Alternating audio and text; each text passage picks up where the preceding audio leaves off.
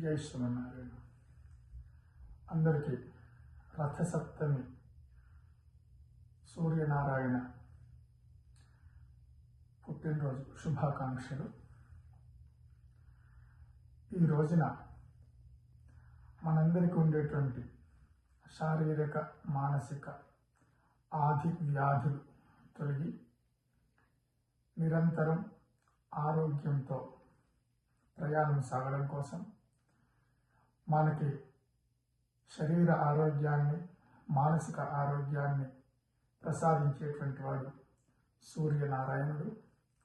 ఆ సూర్యనారాయణుని అరుణం అనేటువంటి వేదంలో ఒక భాగం.